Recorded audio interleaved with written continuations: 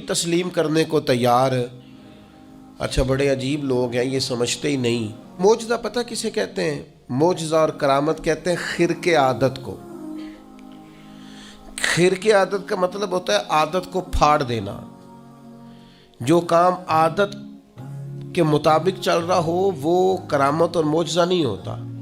جو عادت سے ذرا ہٹ کے ہو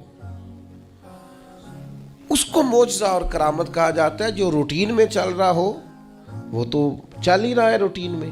ہم کہتے ہیں کہ جب رب چاہتا ہے تو نبی کے ہاتھ پہ معجزہ ہوتا ہے، ولی کے ہاتھ پہ کرامت ہوتی ہے۔ آپ کہیں جناب فلانا کام فطرتاً ہو رہا تھا، اصول کے ساتھ ہو رہا تھا، تو بالکل آپ کی بات ٹھیک ہے۔ فطرت یہی ہے کہ ماں اور باپ کے ملاپ سے اولاد پیدا ہوتی ہے، لیکن اگر رب چاہے نا تو جناب عیسیٰ کو بغیر باپ کے پیدا کر دیتا ہے۔ فطرت یہی ہے کہ بچے عمر کا کچھ حصہ طے کرنے کے بعد 3-4 سال کی عمر میں جا کر گفتگو شروع کرتے ہیں، لیکن اگر اللہ چاہے تو قرآن کہتا ہے کہ جناب عیسیٰ پنگوڑے میں کہتے ہیں انی عبد اللہ آتانی الکتاب، میں اللہ کا بندہ ہوں اور کتاب لے کے آیا ہوں۔ یعنی وہ پنگوڑے میں بھی یہ گفتگو کر دیتے ہیں اگر اللہ، اسی کو معجزہ کہا جاتا ہے۔ اور کتاب و سنت اس سے الحمدللہ معمور ہے، بھرپور ہے۔ آپ کبھی غور فرماتے جائیں، دیکھتے جائیں، فطرت تو یہی ہے نا کہ مادرزاد اندھا، کوڑا، برس کے مریض، یہ سارے کسی طبیب کے پاس جائیں، ڈاکٹر کے پاس جائیں، علاج کرائیں۔ اور آج کل کی ہماری زبان کے اندر اگر کوئی شخص مریض ہے تو پہلے وہ ٹیسٹ کرائے، پھر اس کے بعد ڈاکٹر کا تجویز کردہ نسخہ استعمال کرے، آپریٹ کی ضرورت ہے تو آپریشن کرائے، پھر ٹھیک ہوگا۔ لیکن اگر چاہے نا رب اور دے اپنے نبی کو معجزہ، تو پھر قرآن کہتا ہے کہ جناب عیسیٰ علیہ السلام اگر مادرزاد اندھوں کو اور کوڑوں کو ہاتھ پھیر دیں تو اللہ شفا عطا فرما دے۔ اور یہ تیسرے پارے میں آپ کو میسر آئے گا، ملے گا۔ اصول فطرت یہی ہے، مزاج یہی ہے، روٹین یہی ہے کہ رب چاہتا ہے تو پھر ہی انسان پیدا ہوتے ہیں، اللہ چاہتا ہے تو پھر ہی حیوان پیدا ہوتے ہیں، رب چاہتا ہے تو چرندے پرندے پیدا ہوتے ہیں۔ لیکن اگر اللہ چاہے اور اپنے نبی کو معجزہ دے تو پھر حضرت عیسیٰ علیہ السلام مٹی کی مورت بنا کے پھونک دیں تو اللہ تعالیٰ اسے زندگی عطا فرما دیتا۔ اور یہ قرآن مجید ہے۔ اب وہ لوگ جو ضد کر بیٹھتے ہیں نا معجزے کے مقابلے میں کہ میری عقل نہیں مانتی، تو بھئی ان سے ہماری گزارش یہ ہے کہ بہت سارے لوگوں کی عقل تو خدا کو بھی نہیں مانتی معاذ اللہ، تو کیا پھر ان کی عقل کے مطابق دین کو لیا جائے گا؟ پھر یہ کیا کہہ دیا جائے گا کہ چونکہ تیری عقل میں نہیں آتا تو لہذا ہے ہی نہیں معاذ اللہ۔ تو معجزہ جو ہوتا ہے نا، معجزہ وہ اللہ کی عطا سے نبی کا کمال ہوتا ہے۔ آپ دیکھیں نا صحابہ کیا فرماتے ہیں، حضرت عبداللہ ابن عتیق رضی اللہ تعالیٰ عنہ کی پنڈلی ٹوٹ گئی، صحیح حدیث میں موجود ہے۔ اب اگر پنڈلی ٹوٹ گئی ہے، ٹانگ ٹوٹ گئی ہے، تو اس کا طریقہ یہی ہے کہ ہمارے ہاں جو آج مروج ہے وہ یہی ہے کہ وہ کسی ڈاکٹر طبیب کو دکھایا جائے گا، اس کا علاج ہوگا۔ اور آج کل تو آپریشن کیے جاتے ہیں، اس زمانے میں بھی جو طریقہ تھا وہ اختیار کیا جائے گا اور اس کے مطابق علاج ہوگا۔ لیکن حضرت عبداللہ کی پنڈلی ٹوٹ گئی، وہ نبی کریم کی بارگاہ میں آئے، ٹوٹی ہوئی پنڈلی۔ آپ چلے جائیں کسی بڑے سے بڑے ڈاکٹر کے پاس، مجھے بتائیں کہ وہ کبھی صرف خالی ہاتھ لگائے اور چیز کو شفا ہو جائے۔ لیکن یہاں منظر یہ ہے کہ پنڈلی ٹوٹ گئی ہے، محبوب نے لعاب دہن لگایا ہے، اللہ نے شفا عطا فرما دی۔ آپ اس مزاج کو سمجھیں، یہ دین کا باقاعدہ عنوان ہے، یہ باقاعدہ عنوان ہے دین اسلام کا۔ اب آنکھیں کسی شخص کی دکھتی ہیں تو اب تو خیر اللہ تعالیٰ نے آسانی کر دی، ورنہ یہ 10-15 سال پہلے کالا موتیا، سفید موتیا ایک بہت بڑا مرض ہوتا تھا۔ اور باقاعدہ مشکل تھا لوگوں کے لیے علاج کی طرف بڑھنا، مشکل کام تھا۔ اور آنکھوں کی بینائی آج بھی آپ دیکھ لیں، پیدائشی طور پر بچے بیچارے بعض آنکھوں کی نظر کی کمزوری کا شکار ہیں، اتنی موٹے شیشوں کی اینکیں ان کو لگی ہوئی ہیں اور بڑی مشکل سے وہ دیکھ پاتے ہیں۔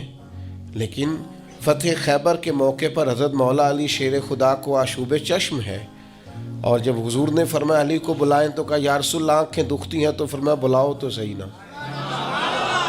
تو بلایا ہے تو مولا کائنات فرماتے ہیں نبی کریم نے لعاب دہن لگایا ہے، اتنا اچھا تو پہلے نظر نہیں آتا تھا جتنا اب نظر آنا شروع ہو گیا۔ یہ کیا ہے؟ یہ نبی پاک کا، آپ کو سمجھ آ گئی مسئلے کی؟ سب سے پہلے میں نے یہ عرض کیا کہ ان محافل کا فائدہ یہ ہے کہ امت کو حضور کے قریب کیا جائے۔ دوسری بات یہ کہ ایک ہے فطرت سے کام چلنا اور ایک ہے نبی کا معجزہ ہونا۔ یعنی صحابی نے حضور سے کہا یا رسول اللہ جنگ کے موقع پر میری تلوار ٹوٹ گئی، تو نبی پاک نے چھڑی اتار کے نا ایک ٹہنی توڑ کے ایک درخت سے دی، تو وہ صحابی فرماتے ہیں جب محبوب نے توڑی تو وہ ٹہنی تھی میری طرف آ رہی تھی، ٹہنی تھی، اور جیسے ہی محبوب نے مجھے تھما دی اسے اللہ نے تلوار بنا دیا۔ یہ کیا ہے؟ یہ نبی کا۔ ایک تیسری بات سنیں، اسلام کا نظام دو طریقوں سے چلتا ہے۔ ایک اسلام کا نظام چلتا ہے اسباب کے ساتھ، آگ جلاتی ہے، دریا ڈبوتا ہے، انسان پر تلواریں اور زخم لگ جائیں تو اسے تکلیف ہوتی ہے، یہ اسباب کا رستہ ہے کہ آگ نے جلانا ہے۔ اور ایک ہے روحانی رستہ، آگ جلاتی تو ہے لیکن اگر مدد اللہ کی شامل ہو تو پھر حضرت ابراہیم کو نہیں جلاتی۔ یا نار کونی بردم و سلاما علی ابراہیم، پھر وہ جناب ابراہیم کو جلاتی۔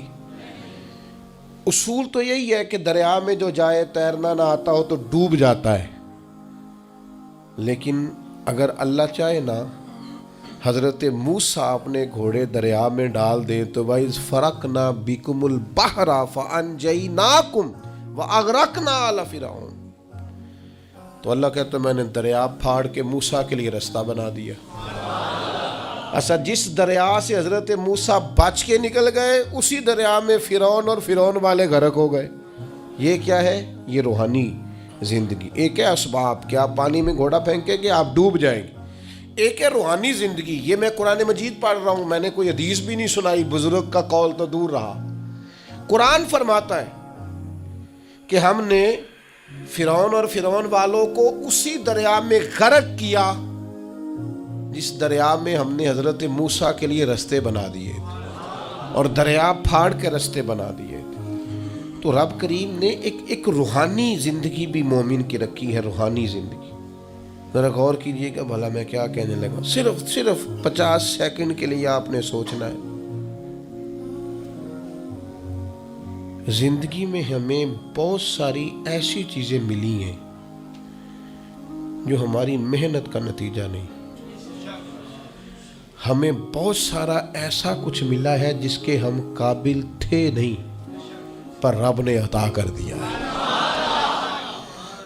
بس سمجھ لو آپ، یہ جو آپ کو ملا ہے نا، تھے نہیں قابل پر ملا ہے، کچھ تو محنت کی ہے، کوشش کی ہے تو اس کے سبب سے ہو گیا۔ جو بغیر محنت کے جد و جہد کے ملا ہے نا، یہ وہ روحانی رستہ ہے جس کے بارے میں اللہ کا قرآن کہتا ہے وَمَن يَتَّقِ اللَّهَ يَجْعَل لَّهُ مَخْرَجًا، جو اللہ سے ڈرے گا اللہ ہر مشکل سے نکلنے کے لیے اسے رستہ عطا کر دے گا، وَيَرْزُقْهُ مِنْ حَيْثُ لَا يَحْتَسِبُ، اور اسے وہاں سے رزق دے گا جہاں سے اس نے کبھی سوچا بھی نہیں ہوگا۔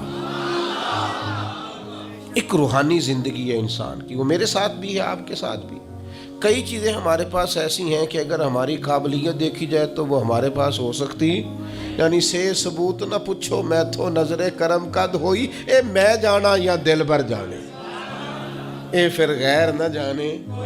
کچھ چیزیں ایسی ہیں جو خالص مختصر سی میری کہانی ہے، جو بھی ہے ان کی مہربانی ہے، وہ ہماری محنت کا نتیجہ یہ روحانی زندگی ہے. روحانی زندگی کو سمجھو. ایک روحانی نظام ہے اللہ کا, اس نے بنایا ہے. صحابہ فرماتے ہیں جنگ بدر کا موقع تھا, اللہ کے فرشتے آئے ہوئے تھے, قرآن کہتا ہے فرشتے آئے ہوئے تھے. تو حال یہ تھا کہ صحابہ فرماتے ہیں ہم کسی کی گردن کافر کی کاٹنے لگتے تھے, اس کی گردن ہم سے پہلے کٹ کے گر جاتی تھی. یہ کیا ہے؟ یہ اللہ کا روحانی نظام ہے, اس نے بنایا ہے.